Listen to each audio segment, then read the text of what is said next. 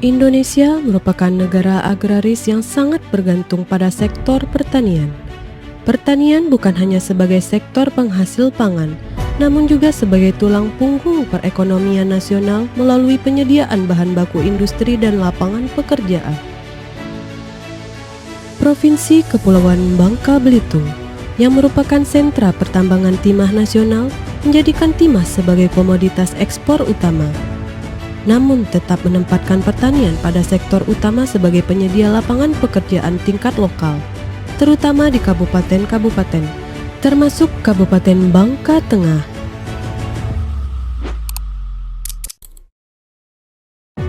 Daerah dengan pertumbuhan ekonomi yang bergantung pada ekspor timah memiliki konsekuensi degradasi lingkungan. Potensi konflik penggunaan lahan antara kegiatan tambang dan pertanian, serta risiko penurunan produktivitas lahan pertanian akibat pencemaran dan perubahan struktur tanah. Ditambah dengan penggunaan pupuk dan pestisida kimiawi yang masif.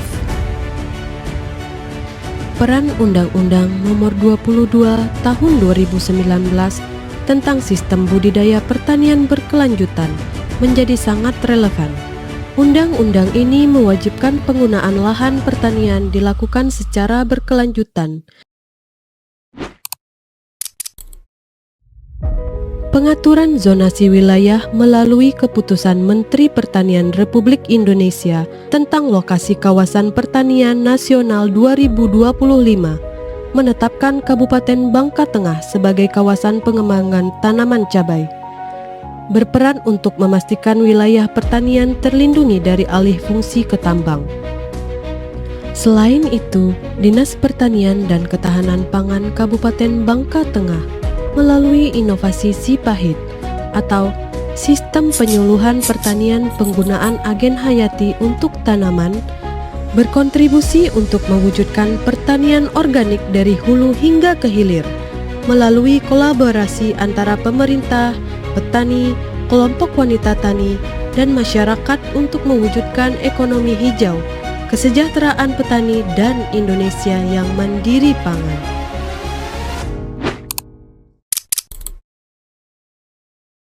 Rangkaian kegiatan pelaksanaan dari Sipahit yang pertama adalah perbanyakan agen hayati Trichoderma sp dan MA11.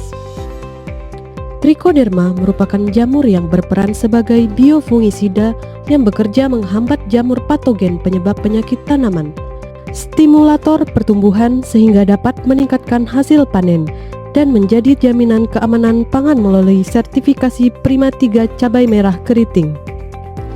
Trichoderma diperbanyak dengan menggunakan jagung pecah giling yang dicuci bersih, dijemur, dimasukkan ke kantong plastik, dan disterilkan dengan metode pengukusan yang kemudian disuntikan dengan biang Trichoderma sp.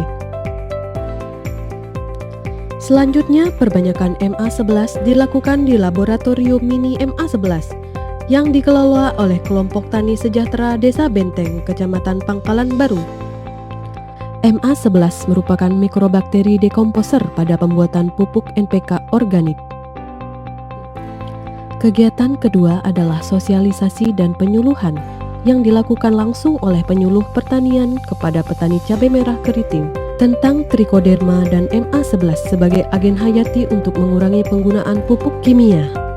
Rangkaian terakhir adalah pengaplikasian Trichoderma sebagai pestisida alami. Penggunaan Trichoderma dilakukan bersamaan dengan pemberian pupuk kompos dan ditebarkan merata di bedengan yang setengah jadi. Diharapkan mampu mengendalikan penyakit layu fusarium pada tanaman cabai merah keriting. Tanaman cabai merah keriting juga memerlukan pupuk hayati untuk meningkatkan produktivitasnya. Pupuk NPK yang esensial bagi tanaman cabai merah keriting dapat dibuat dengan menggunakan MA11. Proses pembuatan pupuk NPK organik relatif sederhana, yakni dengan mencampurkan MA11 dengan bahan air kelapa untuk menghasilkan pupuk N, MA11 dengan cacahan batang pisang untuk pupuk P, dan MA11 dengan sabut kelapa agar menjadi pupuk K. Seluruh rangkaian kegiatan Sipahit merupakan wujud nyata dari penerapan prinsip pertanian berkelanjutan yang ramah lingkungan, efisien, dan berkeadilan demi mewujudkan ketahanan pangan dan kesejahteraan petani.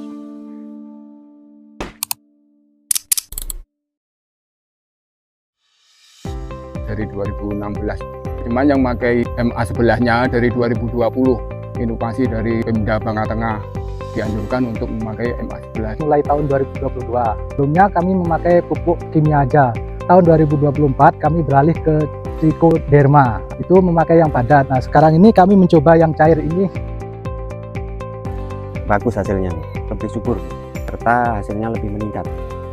Karena pupuk kimia sekarang harganya kan mahal, maka dari itu kami beralih ke organik. Alhamdulillah hasilnya lebih meningkat lagi. Di pupuk organik dari kotoran sapi yang difermentasi dengan MA 11, jangka waktu setengah bulan baru kita aplikasikan. Pakai kotoran ayam sama kotoran sapi dicampur sama MA 11, fermentasi kurang lebih 1 minggu lah. Pestisidanya kami pakai Trichoderma. Tanahnya itu lebih gembur dan tahan dari serangan penyakit dan hama. Biarpun musim kemarau, alhamdulillah masih panen bagus. Belum pernah gagal lah intinya. Biaya produksinya lebih rendah dan hasilnya lebih menguntungkan. Sangat positif, Bu. Karena tidak mencemari lingkungan sekitar. Harapan saya untuk petani cabai, kita beralih ke pupuk organik. Kawan-kawan petani healthy terutama memakai pupuk organik dan pestisidanya. Petani yang lain dapat menerapkan pertanian organik. Dan dapat meningkatkan kesejahteraan kami. Petani semakin sejahtera. Saya selaku Kepala Dinas Pertanian dan Ketahanan Pangan Kabupaten Bangka Tengah dengan ini mengajak seluruh stakeholder, petani, KWT, dan masyarakat untuk menerapkan inovasi Sipahit dalam mewujudkan pertanian berkelanjutan yang ramah lingkungan serta upaya mencapai ketahanan pangan daerah. Sipahit, pertanian organik makin hits. Sipahit, pertanian organik makin hit. Makin hit. Makin hit. Sipahit, pertanian organik makin hits.